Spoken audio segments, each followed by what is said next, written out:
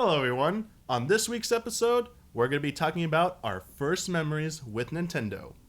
Welcome to Friend Code.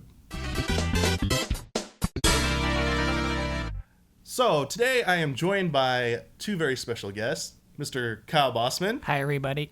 Mr. Daniel Bloodworth. Hello, hello. And we're talking about our first experiences with Nintendo. Who are you? I'm Michael Damiani. Oh, cool. Thank you, Kyle. Cool. That was really nice of you. And to preface this real quick, Yeah. this is kind of borrowed from the old Storytime idea that is no longer happening. What is that? That was the original pitch for our 40,000 patron goal. And we decided that it wasn't working out. But some people were a little bummed out, so we're kind of giving you a little bit of both with this episode. So if we're going to treat it as if you never watched the pilot for Storytime. Sure. Which means I will give my first experience with Nintendo once again. But before we get into that, we're going to start every episode with a segment I'm calling Dear Nintendo. Dear Nintendo. Dear Nintendo. Does this have a theme song? I don't think it will. Okay, This all right. will be themeless, actually. So normally it'll be an issue of Nintendo Power that I will read excerpts from the Player's Pulse section. If you guys remember what that was. Mm-hmm. Is that just letters to the editor? It was basically letters to the editor, Okay, and then great. Nintendo Power staff replied Player's back with Pulse. funny answers. But since this is the first episode special, I decided we're going to do Fun Club News, the predecessor to Nintendo Power. Also started by Mr. Howard Phillips, who also pioneered the Nintendo Power magazine. Is this official at this point? Was this This Oh, yeah. magazine? Oh yeah, this is official. Okay. This is totally official. You can order it. So there is a segment in here called Member Forum that I'll go to now, where users got to write in reviews, letters to the editor, send neat tips and tricks and stuff like that. And I wanted to start off by really quickly reading the reviews that users submitted in here. All right. So User submitted reviews. User submitted reviews published by Nintendo. All right, hold on. What's the month and year? So this is April-May of 1988. Okay, cool. Okay. So there are only 5 games here. All right. So the first one, each person says the name of the. There's no guessing involved here. The first one's for The Legend of Zelda. The game of my choice is The Legend of Zelda. The graphics are very advanced, and the fun is beyond imagination. I especially enjoy the deep level of challenge in which the game was created. The Tektites and Levers are my favorite characters. I'm sorry. Those old men and merchants are strange and will rip you off sometimes. The music is really great too. The music on level 9 is especially rad. Wait, that's Ganon's Tower, right? That's the Spectacle Rock, Ganon's Lair, level 9. Isn't Final that level. that's like the worst tune? Do it. No, it's not. Dun, dun, dun, dun, It does that over and over. Dun, dun, dun, dun, dun, dun, dun, dun, dun. And it repeats, yes. Yeah, I don't know. That's It not. probably was the weak, but it was like intimidating. Okay. It was, Yeah. It was brooding. All right. I like how you can leave and then come back without erasing everything you have earned in your vast quest to save Zelda. Good point. Should we read their name and where they're from? No. Okay. Okay. Oh, sure. You're right. It's published. It's published. So, by Robert Wolf from Shreveport, Louisiana. They might be listeners even. That person might That would be be, listening. if you wrote this, please let us know. Let us know. All right, Metroid. Your Nope. character, Samus Aras, spelled Aras, A-R-A-S, is totally cool with a wide range of weapons at his disposal.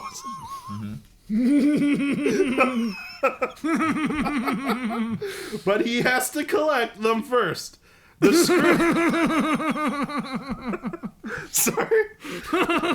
screw attack is about the most radical weapon in video history. This ultra cool maneuver destroys any enemy which happens to fly or crawl across your path. Along with weapons, you can also acquire the armor strengthening Varia, the high jump boot, and the high jump boot. If you defeat Mother Brain, all one word, and get cut fast enough, or out fast enough, sorry, faded, you get to play with a new character.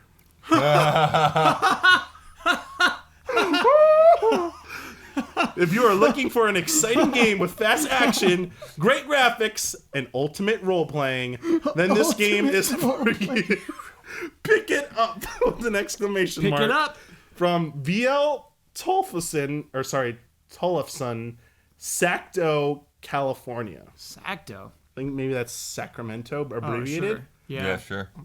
Let's do one more. What a We'll review. save the rest for next time. It's We'll just do one more. Hilarious how that one just went right over their head. That's like, yeah. About that. We might need to sit you down and have a talk. So this last one we'll read today. Super Mario Brothers. Okay. This game has to be the hallmark of the Nintendo game lineup. Sure. Lots of us have had this game since the Nintendo Entertainment System came out, and we still haven't found all the hidden surprises. True. Many people just use the famous warp zones to advance from world to world, but you miss out on the Super Mario experience. The vivid graphics are entertaining in themselves. We found that we can sit and watch another person play and be as absorbed in it as the player. The variety of bad guys is amazing. By Michelle Moore, Corsicana, Texas. Nice. Have you ever heard of Corsicana, Texas? Yes, I have. Nice. There you go. Fun Club News. We will read some more excerpts next time. Ooh, that's a good That segment. is Dear Nintendo. That'll be a segment each time. But it is time for us to talk about our first memories, first experiences Yeah. with Nintendo. I'm not just going to assume all of us started with the NES, so I'm going to start with Bloodworth. Sure. What was your first Nintendo console? How did you get it? What was the experience? Just tell us the story. Okay. Yeah. Well, it was the NES, so we'll make that part simple. What's tricky is, like, I don't have a very specific, vivid memory of like the first time ever seeing an NES or playing an NES. It's just like video game systems were around, and like different kids had different ones. You know. Yeah. And that's one of the things that's kind of interesting to me is like this is like a year or two after Mario Brothers came out, but like that's still like relevant to publish in the magazine, because that's the thing. It's like you just kind of got things as you could, and the NES had this weird kind of soft launch anyways, where it's like it just sort of seeped into people's homes like over time. But I can definitely remember sometimes like playing some Zelda and stuff at some friends' houses. I certainly played what was it? Zelda 2 and like the Power Pad like Olympics whatever track and field stuff. You owned that? No. Oh. But like people, like this is stuff that I played at other people's houses. Yeah. There's like there were a lot of games that I played at other people's houses that I didn't have. I think even like I remember Dragon Quest I played at a friend's house. We played through it, and like so many of our friends were amazed that like you finished it. Like that game is so hard. Oh my gosh. I'm amazed. That's a hard game. So there's a lot of stuff like that, and like I think even Final Fantasy may have been before I actually had my own NES. I can't remember for sure. But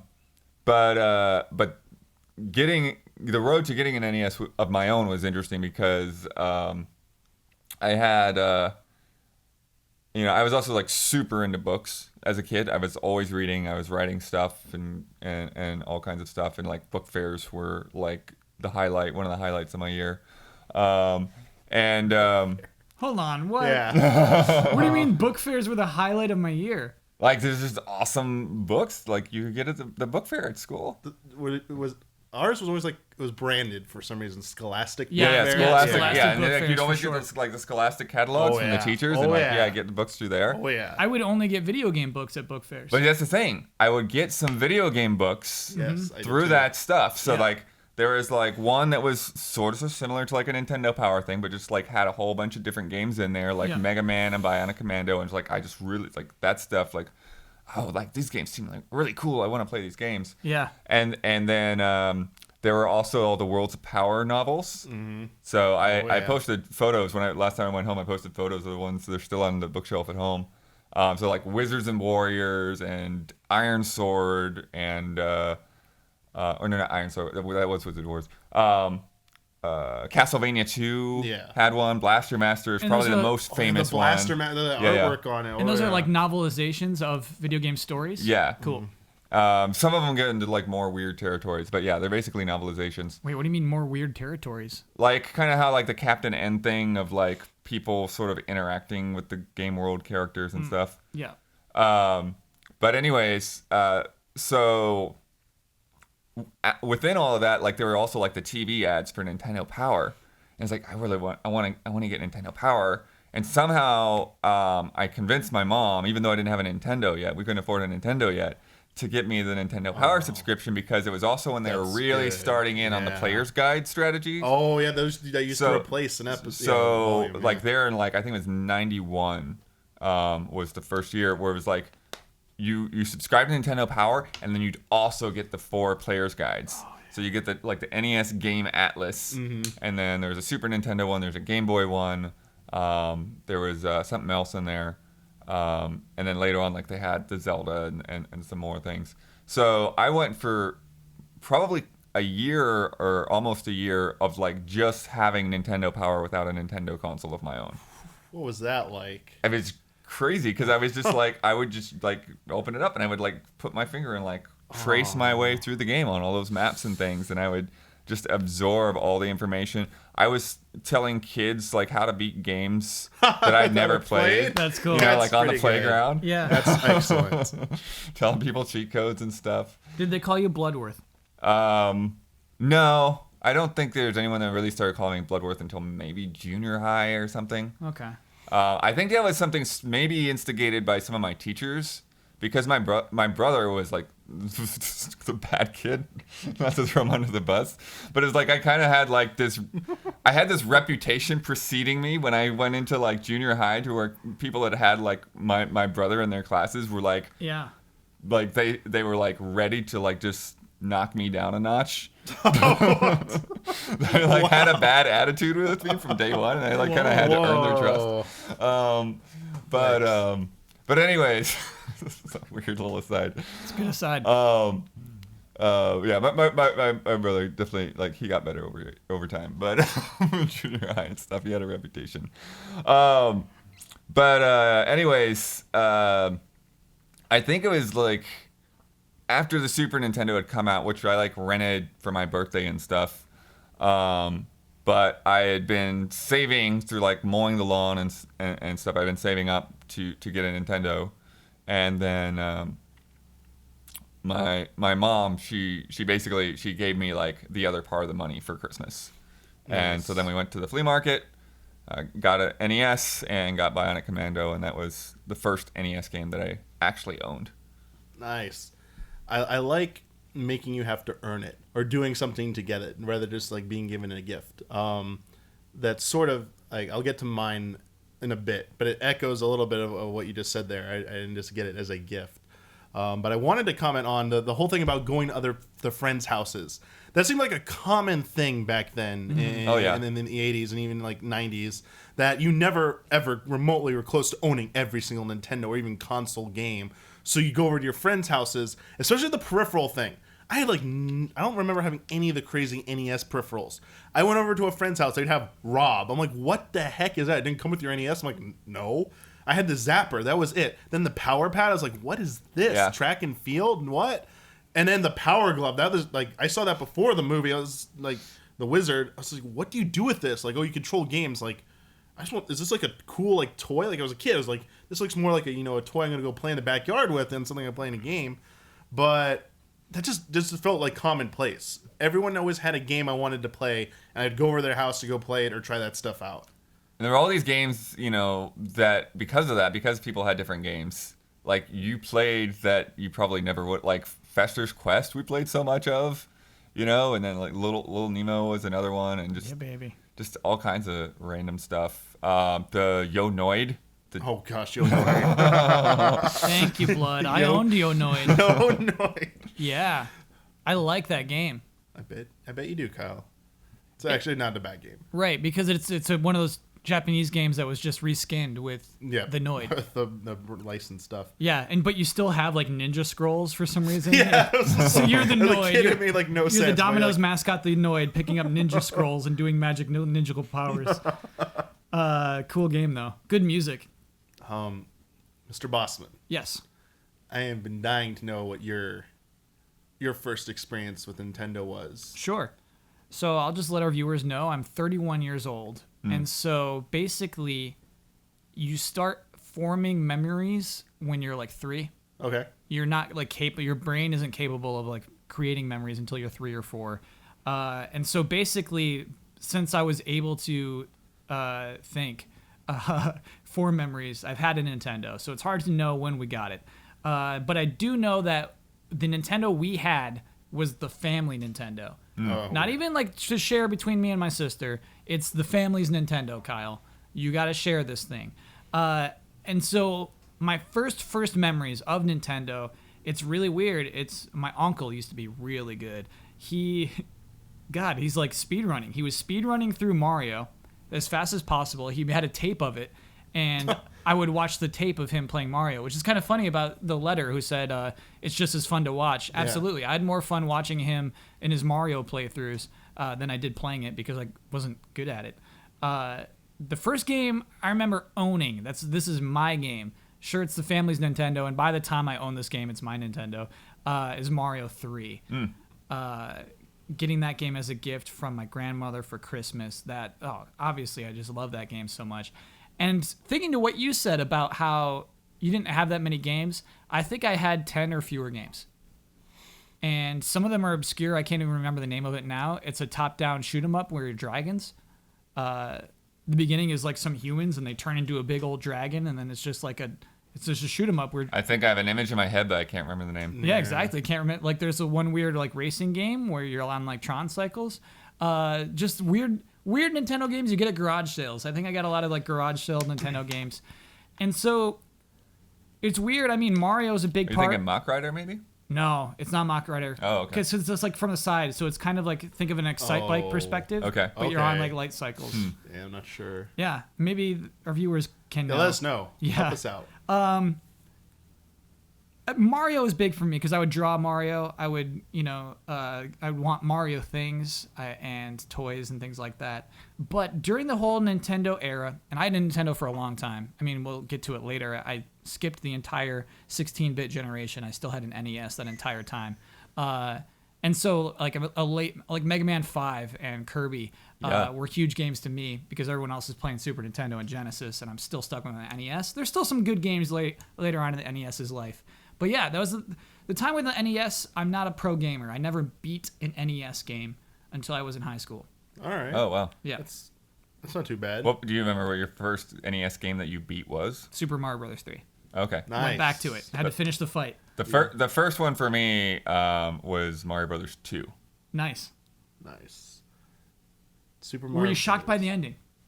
Yeah, I think so. Yeah. I think it was kind of Yeah, Subcon's a dream. This whole thing is a dream thing. Yeah. Is that the name of the world? Subcon? Subcon. That's so cheap.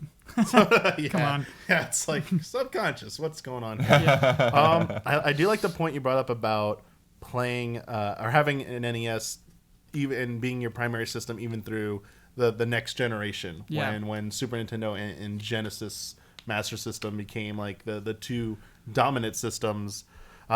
One, because we get asked that a lot in other shows and stuff. People ask us, like, why do you keep telling companies, like, advice that they should just put X games on the newer systems and stop supporting the older ones? There used to be a time when it was totally common to have a system well after the next one came out. Yeah. And companies supported it. Like, I was going to ask you, did you ever play Batman 2, the NES? Like, apparently it has, like, the most amazing visuals of an NES game. It looks like Nah, I've never almost a seen Super Batman 2. Nintendo game. Yeah. You were like, that's good enough to be on Super Nintendo. Yeah. By the end, NES was doing some cool Oh stuff. yeah. Oh, I mean, yeah. well, like even like the cutscenes in Star Tropics, I was like blown away by that stuff. Yeah, like that's the point where they're pushing the system to its limit, and when you get to a new system, yeah, it's more powerful, but people really don't know how to develop for it just yet. Even like the Nintendo themselves, they always say it takes us a few years before you'll see like us really pushing the system to its limit. So it was nice. I remember all the way through, I think, the 360, PS3, Wii era, that they were still supporting games. Like, one of the most famous ones, Persona 4, came out on PlayStation 2 during the height of PlayStation 3, Yeah. 360, and Yeah. God of War. Yeah. People are like, oh, God of War, there's a PS3 game. Like, That no. was yeah, but God of War was like right after the PS3 came out. Like nothing was happening on PS3 yet. I remember going to the store and getting a PS3 and I was like, guess I'll get Resistance. And God of War 2. God of War 2 is a PS2 And game. God of War 2. But then, no, that's what I'm saying. It's like PS3 Yeah. wasn't really taking off yet. When Oh, God yeah. of War, Sure, God of had War its one- issues, yeah. but it was just people opted to support it. Like, PS2 had a huge install base.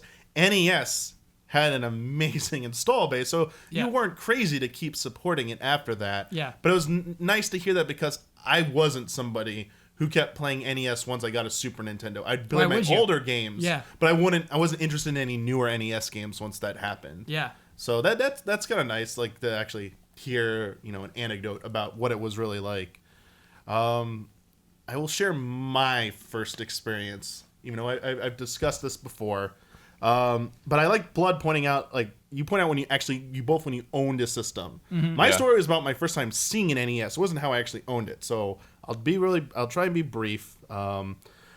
I first experienced Nintendo when I was invited over to a friend's house to play over there, and he took me into their living room, and they had this crazy Jetson-style projector TV with, like, it was how it was hung from the wall. It was this curved, like, rod, like, crane thing that looked like Jetson style, and the projector was kind of curved as well. Whoa. So it was the weirdest Was the thing. projector in the front or was it rear projected? It was rear projected. Okay. And the one that was 3 colors? Yes, one of those old, definitely that one. It was just the strangest thing I'd ever seen, but it's also like the largest TV screen I'd ever seen in my life at that point. I was like, holy crap, that's like a movie screen or something. Yeah. So he sat me down and says, hey, you want to play Nintendo? And I'm like, I didn't understand. I thought it was a game. I was just confused. He showed me the system. He showed me the controller. And I thought it was television. I thought it was a program on television that just looked really like low quality. I was like, what is this? Like, but he's like, no, I'm like playing it. And like, you see, I'm pushing these buttons on here and it's moving I didn't grasp it at first. I thought it was television programming. I was like, this is some weird TV VHS stuff. Like, whatever. Like, who cares? Cartoon. But as soon as I held it and moved it, it was just like, whoa. Like, whole new world for me. I didn't care about video games before that. Yeah. I was into sports. I was into other stuff, like, as a little kid. Yeah. Like, my parents let me play soccer and baseball. And I was all into going outside and, like, doing outside stuff. And it's like, this probably changed the course of my life by encountering. My parents were probably like, we could go back in time. We would not let my kid go over their house and play over there because he saw an NES. And it was Super Mario Brothers. That was my first experience. But the first NES we got, my parents made a deal with me. This is how I got systems before I could afford to buy them for on my own. It was all about grades and doing well in school. Cool. So for my first system for the NES, my parents told me on my report card, if I didn't get below a 90 in any class, so all A's, I would get an NES at the end of that term. So I was like, okay, deal.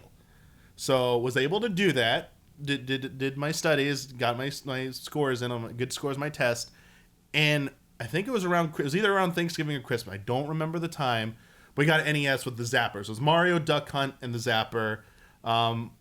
I remember playing that, and my dad was really into pinball for some reason. He bought the NES pinball game, and we played that a lot. And that was the only time I remember him ever playing a video game. My dad was playing pinball. He played it for like about an hour, and I remember just standing up and saying like, it's not like real pinball. And he was not impressed, and just like left. It was like, you can keep playing. I was like, right. Okay. Mario Brothers, I remember having friends come over. We'd try and beat it. And I remember like having an older family friend come over and taught me the trick about how you could hold down the A button and start to continue from the last world you died on. So if you got to like world 4, you hold down A and start or select or whatever. It will let you start from that last world or something. Nah. Yeah. That's a real thing? It's a real thing. Whoa. And then when you beat the game, you can actually choose which world you want to start on by pushing the B button. Huh. Yeah, so some weird thing. I'm pretty sure that's how it worked. Cool. Well, like, let me know, chat, if I was wrong. Chat, viewers. But the one that we got that just frustrated me, because it was pinball, Mario, and Duck Hunt. Duck Hunt was fun, just like walking up to the screen, walking up point blank to the TV screen. The trigger feels good. Oh yeah, It's a cool gun. We played with it as kids, my brothers and I and our friends. We played with it as a toy. We take it outside and use it with other guns rather than playing with it on the game. That's like what we did. It's a cool toy. The one game that frustrated me was Ghostbusters. Yeah. It got me Ghostbusters NES because the kids love Ghostbusters. couldn't get like past like the first part of the game to save my life. So it's like top-down driving. It's like GTA Well, there's driving, style, but there's right? also like it's like it looks like side scrolling when you're the characters. Yeah. And you gotta like catch the ghost in front. Then it's like the side scrolling or top down driving. Yeah. But then sorry, it wasn't the first level. It's a level where you get to the stairs. You gotta get to the roof, and you keep walking up. And as you walk, the ghosts keep moving. It's almost like dungeon crawler mechanics. Each step you take, the ghosts move. Sure. And it was just so hard to keep track of everything as a kid.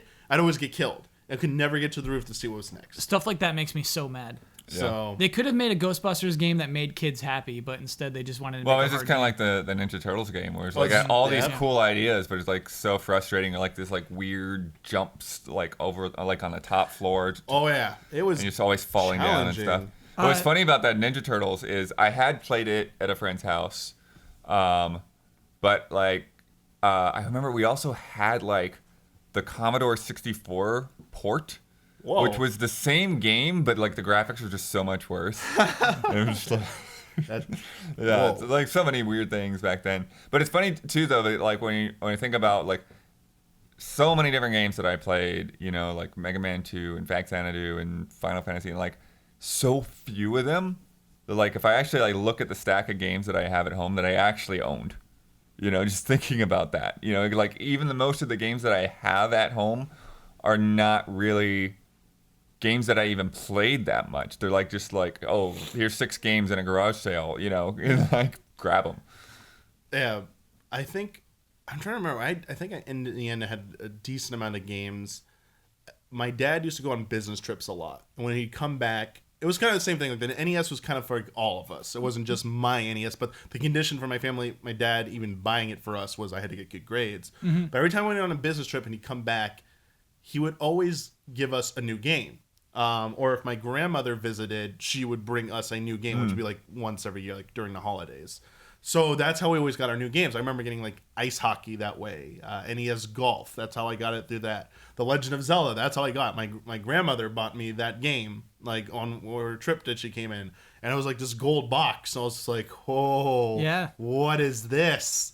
This is different. Oh, it's a gold cartridge. I was like, ooh, this is special. Put it in. What the heck do you do? this game's I too know. hard. Yeah. Too hard. The game was Yeah. pretty much that.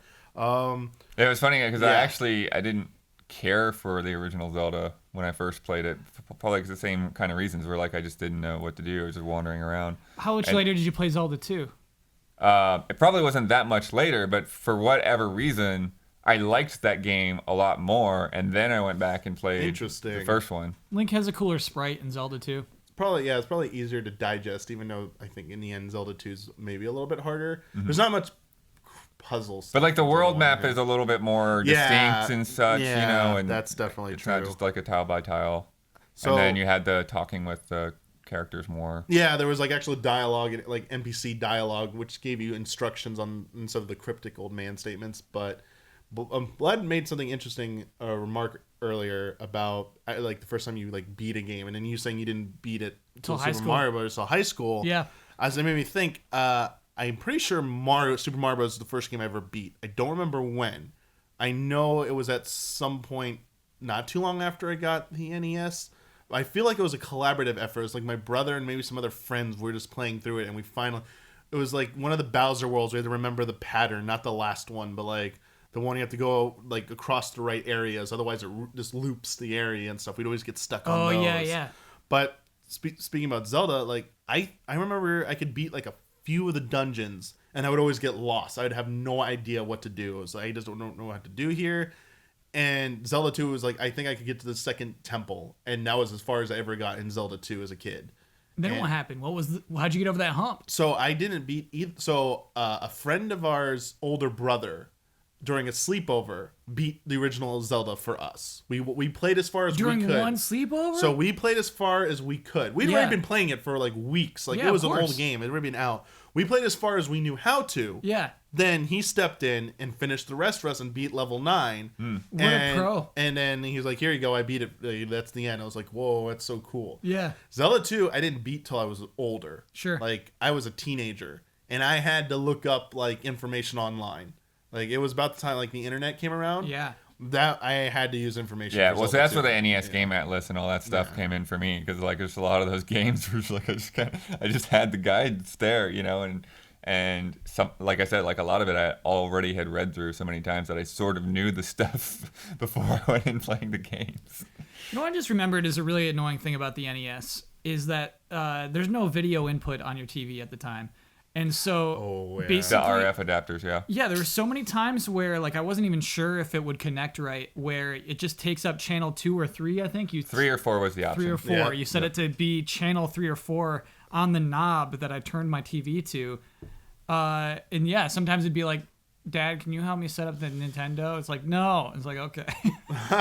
It's like, it's a strange thing where it's a hassle to make that machine work sometimes. This made me think about all the weird things. Like everyone knows about the blowing on the cartridges. Yep. Yeah. I had a special trick. Okay. I want to know if any of you had similar. I type actually of tricks. ordered the little cleaning thing. Okay, Blood ordered the So cleaning fancy. kit, so he did the legit way, which Yeah. you were supposed to do. I had a method of taking another NES cartridge and putting it closing or pushing down the cartridge in the system as far as possible, sticking another one on top of it to hold that metal part as far down with pressure, and that seemed to work. That's It such seemed a bad idea.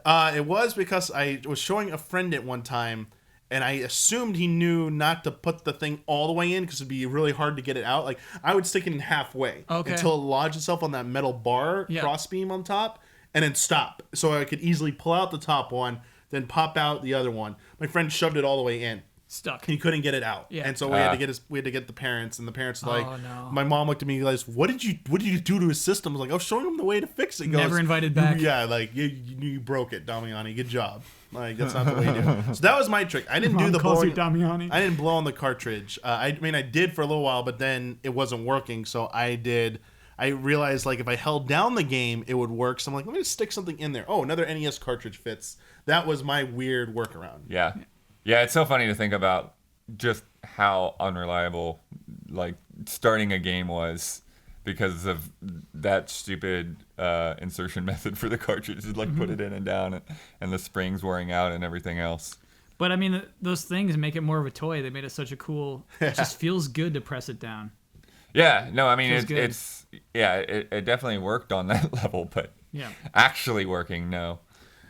We put up with it. And then I remember, Wizards and Warriors would be the one that would be the most likely to just glitch out on me, like halfway through the game. Yeah. Oh yeah, just have When weird. You just start sprites getting get like all symbols all over the weird. screen and stuff, and some of it, my some of it would show up to a degree that, like it wasn't like game ending. So you could like just kind of shift the cartridge a little bit and get it back, Oh, it was always so dicey when you did that. You're like, it might work, or it might freeze my game, but it's so worth it. Or sometimes it would just be a certain type, like enemies would just like load the wrong sprites a little bit and flicker weird. It's like, it's still doable. I can still beat this game because I can still tell those are the enemies and stuff.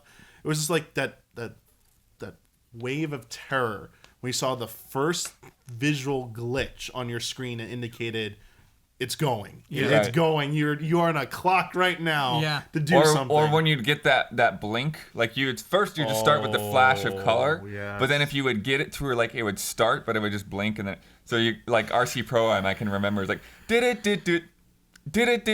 Yeah. did it.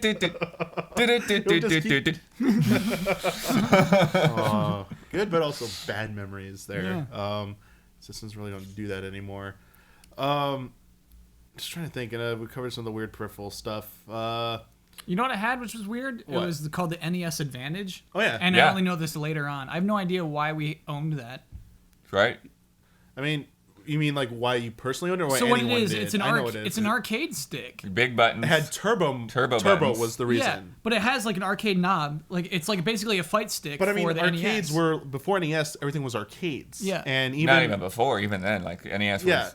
Yeah. There's arcades most of the all stuff over. up to then was arcades or joystick-based input. Yep. So Right. that wasn't uncommon. Yeah. Looking back on it now, if you were someone who didn't live or experience that, that might seem like, why the heck did they go from a normal D-pad to an analog stick thing if there's no fighting games I also back had then? the NES Max, The one that had like the circle. Oh yeah, the little It's like red a pad. ring Yep. of like diagonal controls. Oh, Yeah, that thing is was- really cool. There was the NES Advantage that let you do 4-player or multiplayer, like on the football game let you do that. I believe there's like NES football. Yeah. And they had the NES Advantage that let you do 4 players. Well, the Like, one or two advantage games. was the arcade stick. Yeah. It was the. Or what was it called? It was it's like on the tip of my tongue. yeah, it would just let you do Multi-tap. Maybe it was Multi-tap that. was the PlayStation. Yeah.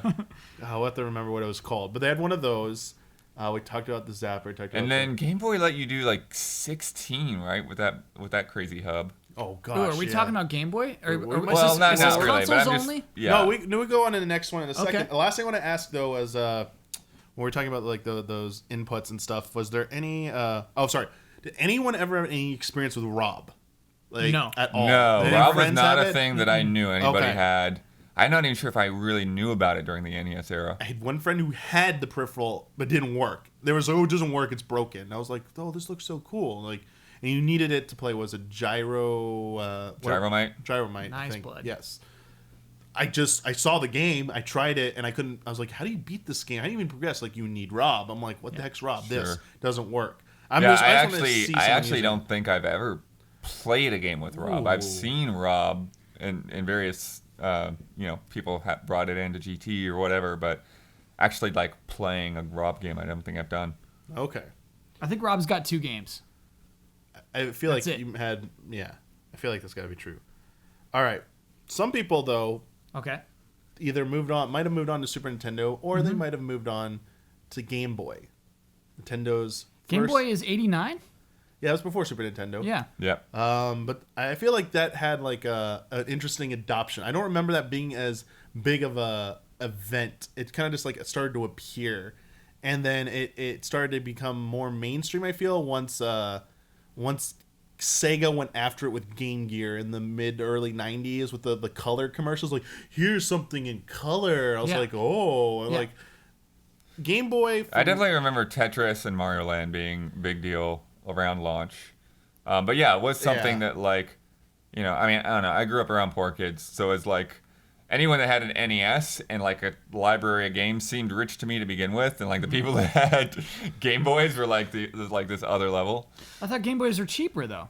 So I had a Game Boy. I mean, it was, but it was like you still wouldn't have a It's talking about Game like Boy getting multiple, instead of like an getting NES. multiple Like you would game have it on top of systems an means, NES. like you Sure, have sure. that. Especially because it's like the whole family can't play a Game Boy. Like it's an individual purchase. Yeah, it's way more personal, I feel, than the NES. I feel like I saw more kids with their own Game Boys Yeah. than, the NES. And you wasn't couldn't theirs. just buy a Game Boy. You had Yeah. to buy a magnifying glass and a light Oh, and gosh, all those weird battery things. pack. It used batteries, the whole panel on the I back. had with this the battery pack AA. like this. Yeah.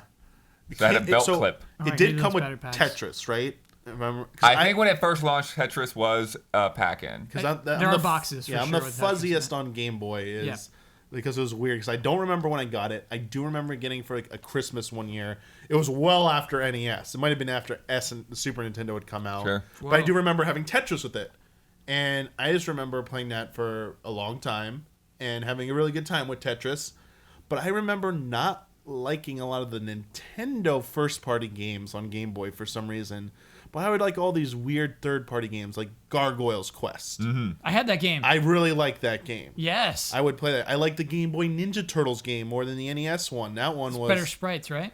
probably. Yeah. Well, they were bigger sprites. Like, Yeah, it was like larger. In terms of the but like I didn't like. relation to the screen. I didn't really like Super Mario Land. I found it Super frustrating. Mario Land rules. I found it frustrating. I wasn't a fan of that Okay. one. All right. I played it a lot, but I was All like, right, this little is, Damiani. this is not my thing. It's your thing. Mario Land 2, I thought was okay, but Whoa. I really like Mario Land Oh, too. it's so cool. Mario Land 2 is so cool. like Link's Awakening was like the one Nintendo-made Game Boy game that I really got into. Oh, it's one of the best games. Yeah. Yeah. So yeah, Link's Awakening is what got me to get a Game Boy. Okay. Yeah. I actually didn't really have that much interest in a Game Boy, and then once Link's Awakening, I got that Nintendo Power and everything, and it was.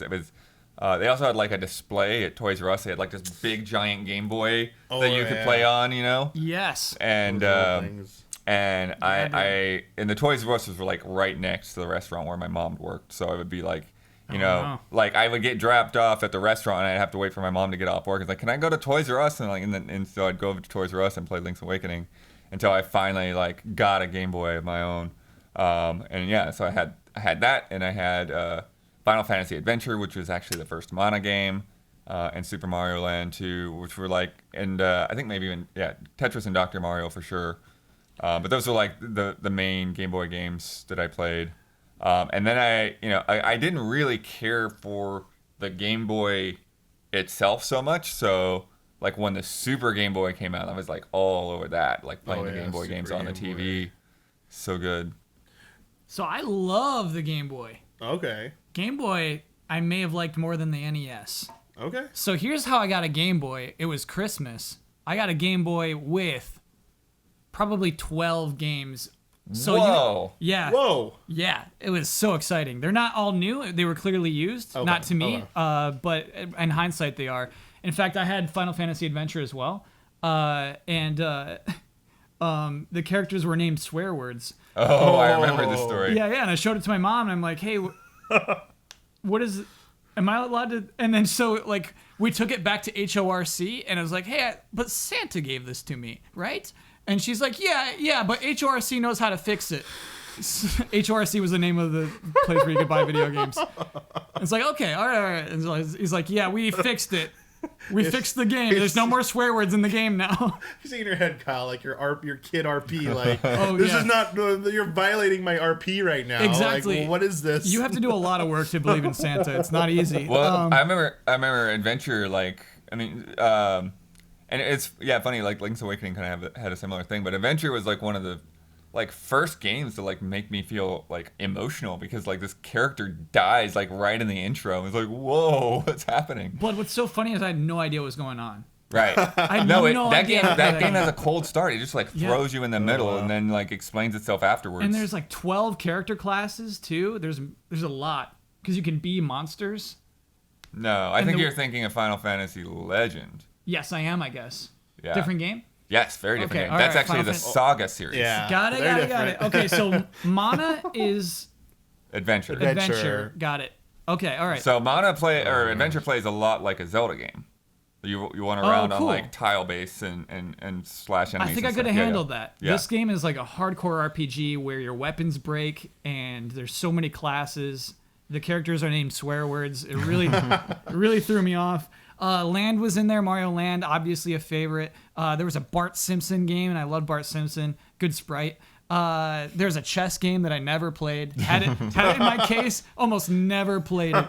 There was a Fist of the North Star game. Oh, right. Wow. Too hard. Couldn't play it. Okay. Castlevania game, I could beat like 2 levels, but I would play it a lot, and I like still remember the music and things like that. Nice. Yeah, there was so many games in there that you have a new console and just so many things to play with it that I was never bored with that thing.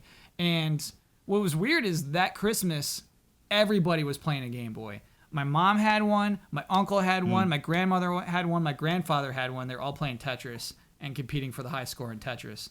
Oh, I see. And I couldn't compete. Ah. I could not compete.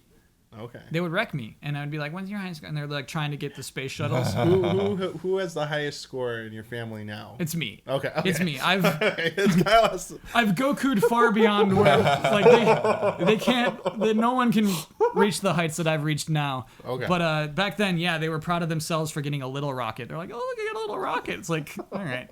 Today, I'm like, come on. But back then, I was like, "Oh, I want a rocket." You know, I just couldn't play. Yeah, but again, how I had no 16-bit console, I was playing that Game Boy. Okay. Even till 1998, till a Pokemon comes out, When I got Pokemon, I was playing it on that thick, fat Game Boy and loving it. Mm-hmm. Nice. Yeah. Game Boy for me was mostly for traveling. When we went on family vacations. Sure. It would come with me, and I remember spending most of my time playing Game Boy on those trips, on a plane, on the road, or just in a hotel room waiting to do stuff. That's where I remember. I don't remember playing it too much at home, honestly. And both of you listing off the games that you played on it, the one that I remember playing a lot of, also another third-party game, was the Game Boy Mega Man games. Oh, those are cool. Good I sprites. actually Yeah, but played they're those. weird because they were like the game before or after, like their numbers were all off compared to the I originals. played those and liked them more than the NES ones I played, actually. Because I remember trying to play Mega Man 1. I thought it was like, what is this? This is too hard. Not playing this. Mega Man 1 is too hard. I was like, this is also a little too hard. Looks better and sounds cool, but I just can't handle this game. And then Game Boy ones, for whatever reason, like, these click with me for some reason. Maybe it was a smaller screen, whatever they did with it. Just loved them, and I those were the ones I would beat. I would beat them over and over again. I was like, okay, lots of spikes. Like these, yes, lots of spikes in those ones. I feel like I'm forgetting one, but that's okay. But yeah, I just want to say third-party games. Like, I wasn't a big first-party Game Boy game person when I'm looking back on it. Just it's how it worked out. But I remember having the decision between Donkey Kong Country on Game Boy and Killer Instinct on Game Boy. I could only budget one, and I went with Killer Instinct. Wow. Wait. Yeah. Was it Donkey Kong Country or was it called Donkey Kong Land? Donkey Kong Land. Yep, it's definitely Yeah. called Yeah. Lance. Sorry, yeah, it's called Lance. Okay. And so I went with Killer Instinct. I think they actually did put Donkey Kong Country on Game Boy Color, Color or something? eventually, Yeah. yes, Weird. down the line. Why? But yeah, it was yellow To cartridge, prove right? they can, I guess. Donkey Kong Land. Yeah. Yeah. It's hard to say no to that yellow cartridge, but Killer Instinct. First of all, it's called Killer Instinct, and looked so mature. And I would draw those fighting game characters, and then I would draw my own fighting game characters, and I made a whole Kyle fighting game called Kyle Combat. Now, I think about it now. I had Mortal Kombat 2 on the Game Boy as well, and I love that as well. All I could do was Scorpion get over here and then uppercut, and so I couldn't beat it on higher difficulties, but I could play easy. You could It's just crazy for me to even try to conceive of how those games controlled.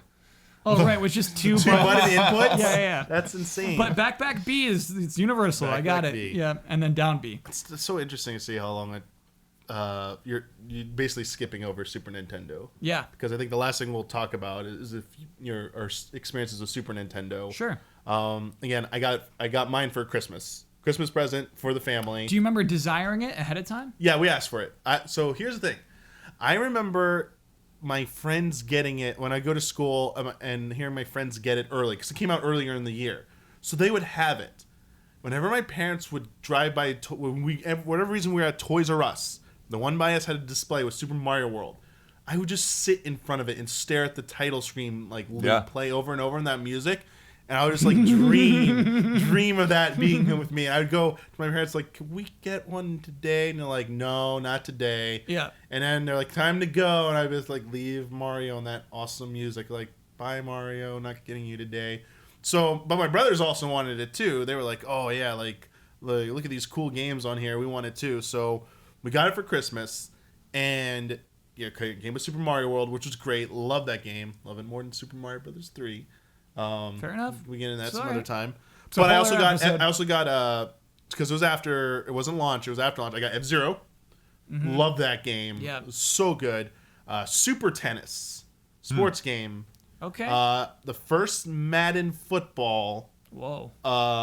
And I think. Trying to lure you back to sports. Well, my brothers were into sports too. Yep. My middle brother was really into it. He wanted it was most for him. Yeah. Tennis one because my mom likes tennis, so I Okay. think she just was like, "Here, maybe you'll like tennis too." That game wasn't too bad actually. I had fun with it. The Madden football is no, it's not my thing. But I just remember that system. I was old enough to really appreciate it. I feel NES I was a little too young, and over time it started to click a little bit more. But with Super Nintendo, I just vividly remember appreciating everything about getting it, and really understanding the games and really appreciating them for what I got. Don't remember as many crazy peripherals until later on. Obviously there's Super Scope 6, which is a big one, and Mario Paint with the mouse pad. But They're not big ones though. They both sucked. I felt like it wasn't as Mario Paint doesn't suck. It What? wasn't as There's crazy. mouse pad. What? Oh. To me, it's not a big peripheral like the gun was. You know Oh, what I for mean? sure. It's Yeah, not yeah. Oh, okay. It's not Yeah, like there a was big like one. maybe It's not one or like- two other games that ever used it. I didn't feel like there was as many mainstream crazy peripherals for Super Nintendo like there was for NES. Yeah. They also had the Super Advantage. I had that. I remember that. So is that It was another the arcade stick, So it was basically? the 4 buttons like you remember. Yeah. But on the bottom row there was the L. There was 2 more buttons for like the shoulder L and R? buttons Yeah. or whatever. That's So you had cool. the X, Y, A, B, and then That's L bizarre. and R. And love that game for Mega Man X, or love that gamepad for Mega Man X. Sick. Turbo fire on that opening level. Brrr, just firing those lasers. That's not right. Those bullets. That's not right. Those energy shots. And the early X games, I think you can unlock Street Fighter moves too. Ooh. Like Oh no! Yeah. Mega Man X can each do a one Shoryuken. had Yeah. no, Mega Man X was Hadouken. Okay. It was the Hadouken move. 2, I believe, was Shoryuken. Cool. Yeah, they had those crazy secrets in there. I love that. But you were talking about like drawing here, like Yeah. your stuff. The reason I wanted to get to Super Nintendo specifically is because I was really into Star Fox when Star Fox came out. Like I feel like Yes. Mario World. Yes. Mario World was Yes. one of the big games. Obviously, Link to the Past. Might say that for another time.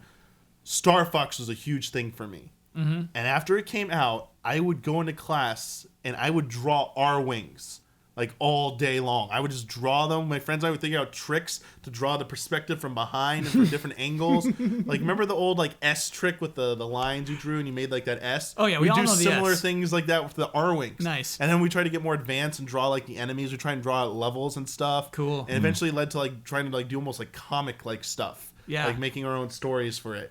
And I just remember spending so much time in school doing that. That game's next gen. So here's Yeah. the thing: is I didn't own a Super Nintendo, but I played a lot of Super Nintendo Okay. because my cousin, 5 years younger than I am, had one. All right. And so I was able to play a bunch. I was able to play that. I was able to play Donkey Kong Country, a weird baseball game we played a bunch. We would just, it was called, you would hit the guy and it would say like Beaner or something like that.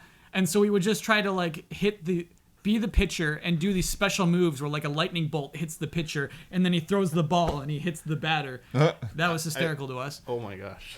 But yeah, we played a lot of Star Fox. That game just, it seems so advanced. Mario Land did too.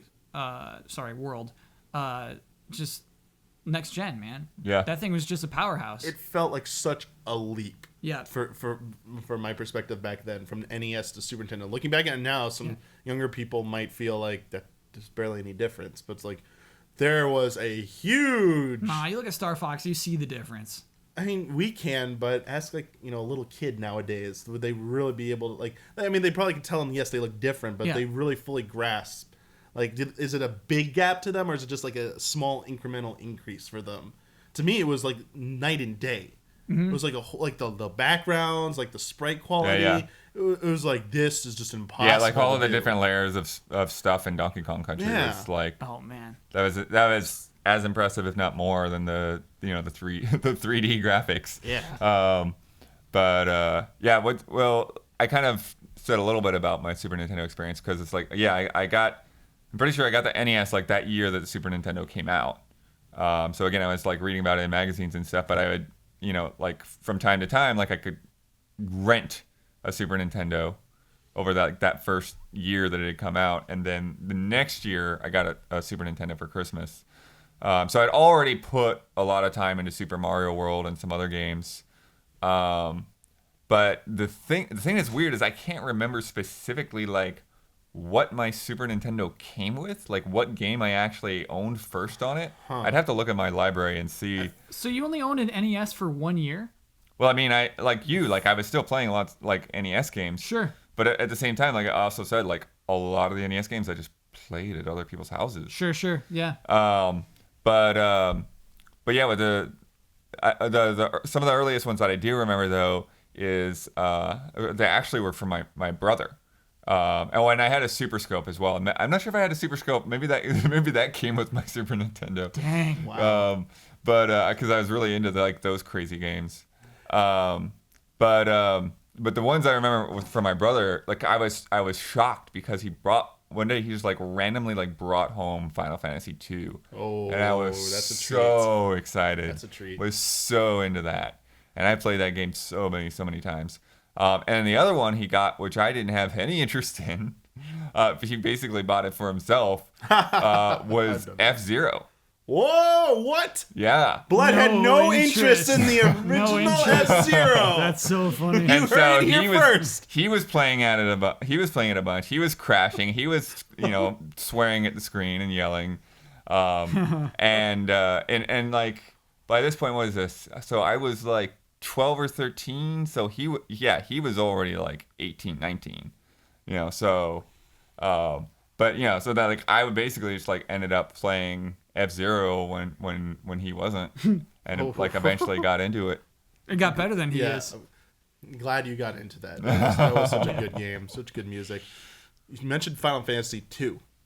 So for one birthday, I think the year it came out, a year after it came out, within a year of it coming out, my mom took me to the store and said, "It's your birthday. You get to pick out one game. Which would you like?"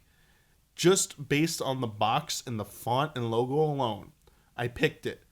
But my mom, I think, could sense I wasn't like sure, like I didn't know what the game was. Mm-hmm. So I think she asked me like, "Are you sure?" I go, "Of course. This is a very, very prestigious game." I didn't say that, but something that effect. Like trying to look distinguished. Like this is a very popular, well-renowned game that everyone is playing. Like to reassure her, like, "Oh, it's not a waste of your money." Yeah. Like I'm not gonna. She's worried like you're gonna be upset within 2 hours, Sure. and like I'm stuck with this game. So that is how I got Final Fantasy 2. I had no idea what it was about. So I didn't play Final Fantasy 1 on NES. I read about it a little bit in Nintendo Power, but it seemed way too advanced for me. It was like over my head. I was like, too young. Sorry, that's too mature, too mature, too advanced for me. Final Fantasy 2, dove into it. I was like, yo, first RPG I'd ever played. Just like, what is this? Look at all this story.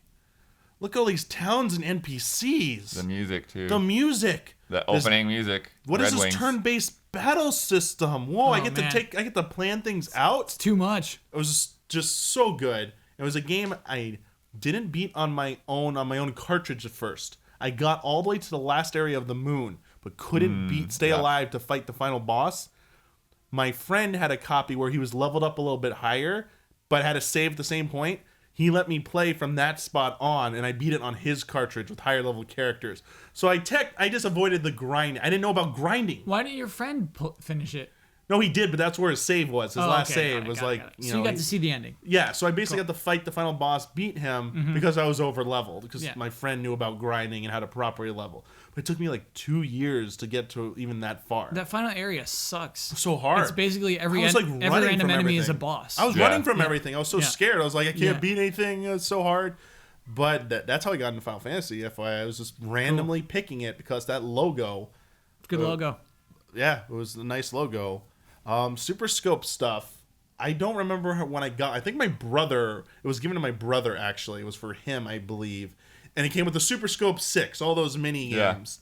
And I thought it was okay, but we got Yoshi's Safari. Oh, Yoshi's Safari. The game is so easily what's forgotten. His reaction, Kyle? I don't know what this game. I don't even know what to think of what this game looks like. What? So it's like third person behind Yoshi. Like Mario was riding on Yoshi. And you're going around shooting stuff. It's like, it's like mode 7. Yeah. Because it's like trying to simulate first person as like so mechanics. It's F-Zero style.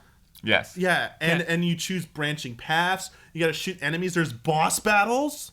I'm sorry for talking bad about the bazooka. I'm sorry. That's I think really we might need cool. to get you to play this on a stream if you've never. I'm sorry for bad mouthing seems it. right. But other than that, I don't remember it being used on anything else after that. Yeah, there was another game that came out. It was like all like robots and stuff. I don't remember what it's called. Battle Clash. Yes, Battle Clash. Thank you. Yes, that was it. Yeah, so it was more like it was almost more like boss fights or whatever. And I think the commercial showed some sort of jet game. Where you're in a jet. I think that was part of Super Scope 6. That might have been part of Super Scope 6. I remember in Super Scope 6, I remember one where like missiles were flying from, like right to left, and like you're trying to shoot, and you'd have to like lead your shots based on how far away they are. There's the gem game. And then there's a weird like whack-a-mole thing. Yep. That for some reason as a kid, like I really liked that game. Just like shooting the right color moles and not shooting the other ones. Because I feel like with the NES, with even the Game Boy and the Super NES, you just got the games you got. We never got Street Fighter. We got the Double Dragon fighting game. We got the worst versions of a lot of these games. All of the games that I had on these consoles, and we never had an RPG. Not a single one. It's like, yeah, I never had Zelda. we were experiencing these for the first time. Like these were new IPs. Yeah. You can look back now and be like, of course you'd pick Street Fighter. Of course you'd pick, Yep. these entries if you had the choice. Like, it was kind of cool to not know about these, and then later on discover, whoops, I didn't really play Street Fighter. I was playing Mortal Kombat and Mortal Kombat 2, but there's this other game called Street Fighter that was a really big deal, and I just didn't really play it. Well, and yeah, you like heard about so many games just word of mouth after they came out. No idea. And I remember also like release dates. Who knew when something was gonna come out? It was. I remember like when Super Metroid like was at Blockbuster, and we're amazed. Like it's out. We gotta rent it right now. So yeah, like Donkey Kong Country 2. I remember wanting to get it, and we couldn't figure out when it came out. And then my parents kept calling up all the toy stores to see when they would get it in, or game stores. Eventually, one said they had it. I think it was a Software Etc. or a Babbage's. And this also goes into like, we didn't really cover this, so we don't have time, but there's a lot of different weird pricing going on back then. Oh, yeah. Because for me, Donkey Kong Country 2, it ended up being over $100. Oh. It was like $99.99 at that's the place. crazy. Because Yeah, so that's a weird thing that I've definitely seen, both in looking back at Nintendo Powers and seeing the MSRPs on games and some of those catalogs and stuff, and like, how in the world was that the MSRP in the like 70s and 80s? And then I've heard a lot of stories from people like that where games just would cost ridiculous amounts of money. And it's strange because where I was at in Florida, I don't remember, like, say for instance going to Toys R Us, I don't remember ever seeing a game go over $50 until like the N64.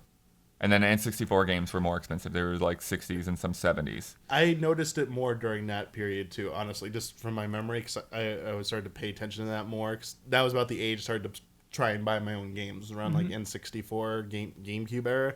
And I remember there being more pricing discrepancies then. But yeah, that one stuck out because my mom was like so like kind of angry at me because it was mostly money I'd saved up, and then she had to give me like $20, and I was like, I think it ended up being $10 short. So I had to go back and ask my mom for $10 more. And she was like, get in the car. You're not getting this. Oh. And I was so upset. I was like, because I'd been saving up for this, planning it, and it was like, we couldn't find one forever. You can't anticipate tax. Tax always gets you. And yeah, well, I think they tried to say it was like going to be like $79.99. And they're like, well, we only got in this many, so the price went up to like $99 or something. Like that, one of those shenanigans. Yeah. She was really cool in the end. It was like, okay, you're getting this, but this is the last game you're getting this year. You're not getting anything else, like game-wise. Like, you better want this. I was like, oh, I wanted it. Yeah, so that's why it was worth I it. did a lot Country of 2? rentals. Of course, a lot of borrowing from friends. Yep. Games from the flea market. Yep. The flea market was where I Used bought games for the most part. Funko Land. And then, like Star Tropics and maybe a couple of other things. This is something that may have only been a one-time thing. Nintendo Power basically had a clearance sale. They basically had stuff where there was overstock that was in their warehouse, and so they sold a bunch of stuff for cheap. In like the back pages of the magazine? Yeah. That's And funny. so like I ordered the NES Max and Star Tropics through that. And it was funny because it's like they had these dumb stickers on the boxes that said like not for resale and stuff like that. That's Well, really it's cool. Nintendo. They can do what they want with it. I think we're at a pretty decent stopping point. Yeah. There's probably one or two other games I would want to talk about. We could save it for next time. So usually this is the part of the show where we'd move on to what I'm going to call for now Question of the Week. And what I'm going to tell you now, audience, is that next episode we're going to be doing part 2 of Nintendo Memories. And we should be starting with the Nintendo 64 and moving on through that. I think it'll be the last one. I don't think we need to do memories with anything from beyond GameCube. So it'll be N64 GameCube focused and probably Game Boy Advance and Game Boy Color. So we'll focus on those systems for the next one. So what it will be is I will tell you the next episode's topic like this. And for $5 and above patrons, you can write in and ask us a question about that topic that you really want us to discuss amongst ourselves. Within those 3 consoles, basically. Yeah, within Yeah. the subject matter. So for the next one, if it's about a GameCube, N64, or the Game Boy Advance. Let's go with the Game Boy Advance to be safe. And it's something we do not cover over the course of our roughly 50 minutes of discussion time. We will select that question, probably, and we will discuss that amongst ourselves. It's basically a chance for you to make us talk about something that we might otherwise have missed, essentially. We'll see how this goes. If it doesn't work out, we'll think of something else to do, but it'll still be a question of the week type thing submitted by $5 and above patrons. But unfortunately, we don't have one this time because I didn't have episode one. First episode. I also didn't have the foresight to announce, hey, we're going to be talking about this on the first episode. Send us your questions because really didn't nail down the format. We went a little bit longer today anyway, so we're over 60 minutes, so it kind of works out that way. Cool. But yeah, let us know what you think in the comments about the format, about the structure and everything like that. There's still time to tweak it. But otherwise... Yeah, I mean, I think, too, it's gonna evolve just because, like, this doesn't even feel like a normal episode, like this. Oh yeah, this is like a special one-off kind of discussion. Yeah, like we will just to clarify, if there's huge news story the week we're recording, we're gonna cover that. Yeah, one thing I told Damiani is if there's a Nintendo Direct on a given week, I want to spend this hour strictly talking about that Nintendo Direct. Yeah, I want that. Yeah, we're gonna do Nintendo Direct, and to account for something like that, if there's something unannounced that we decide to replace the next episode with, we probably won't do a question of the week for that one, but the following episode, when we get to the topic we promised you, we will resume with that. So don't freak out if we do an impromptu episode because of big news. But there's other things we do. I promised you we do some kind of top X amount of games list. Countdown. Still deciding on a number or stuff. So like top NES games, certain amount, where we will the panelists will debate amongst ourselves and we'll come up with a list of our own at the end. So just be reflective of the current panelists. Won't be like the easy A top 5 or anything like that. Just our own person. No, easy A. Okay, Kyle Official. says it's the easy A one. Okay, Yeah. we'll go with that. Stuff like that. So it will mix up a little bit to kind of, I think, keep it feeling a little bit, fresh and creative, I feel, and not get too stagnant. We're going to try that out. But if people just start saying, hey, I really like this one. I really like this one. Keep just doing this one. Maybe we'll listen to that. So we'll see. But excited about this. I enjoyed this. I had a really good time. Me too. Yeah. And this will be bi-weekly. And just a reminder, for those of you who don't pay attention, it'll go up on Sundays at 5 p.m. And Tuesdays at noon p.m. Pacific. Both Pacific times. The week's opposite of Frame Trap. That is You don't have to be rude about it. For those who don't pay attention, here's a reminder for you. No, it isn't supposed to be rude. I like how you interpret it as rude. Yeah, that was rude. I thought so too. Okay. It kind of came across in my that way. mind, it was like, I know people don't pay attention to this because this show isn't the most important thing in the world to them. Gotcha. So I'm treating them like, hey, I don't expect you. Yeah. I do not expect you to pay attention to every freaking detail that we put out there. Yeah. So Understood. I'm reminding you as a courtesy to help you out. I like how Kyle frames it, and then I'm framing it in my mind. I'm trying to help you out here. It will be the opposite weeks of Frame Trap. Sundays, Tuesdays. Sundays 5 p.m. Pacific. It's Tuesdays, noon Pacific. And remember, questions are only for $5 above patrons. I will make that post soon after we post the episode on Sunday. So this will go up on Sunday for patrons. I'll make a follow-up post that will have submit your question of the week for the next episode. That's how it works. I think that's all the basics there. Just want to get out. Do we talk about patreon.com/easyallies? Oh, we didn't do our little call-outs. Yes, if you like this and you want to consider supporting us, you can help us out at patreon.com/easyallies. You can catch this episode and all other of our shows on youtube.com/easyallies. If you just want to go to easyallies.com, pretty much everything's there. And then this is also available on SoundCloud, iTunes, and Stitcher for Android. Still looking to Google Play. How do you know it's on those things already? You got to go through the whole application process. By the time this goes up, it better be on All right, them. good luck to you. Good luck to you, sir. Zelda Talk took not too long. It took me like a week and a half to get Easy Allies podcast approved. Yeah. Zelda Talk, it was on my end. I had messed up on stuff. Once I correctly submitted, 48 hours later it was up. Whoa. And on there. Fancy. Stitcher was pretty cool too. Plus we already have an account on there. You can submit another RSS feed through that. You don't have to keep making different accounts. Cool. Oh, okay. Yeah, you do know that, right? Well, I had to do the first one. I had to do the first RSS. Okay, I get it. Ugh. See, these are the things we have to deal with. But hopefully, if you have any questions, just hit us up on Twitter. Hit us up on the comments of the Patreon post. We will get to them. Thank you for listening, and see you next time on The Friend Code.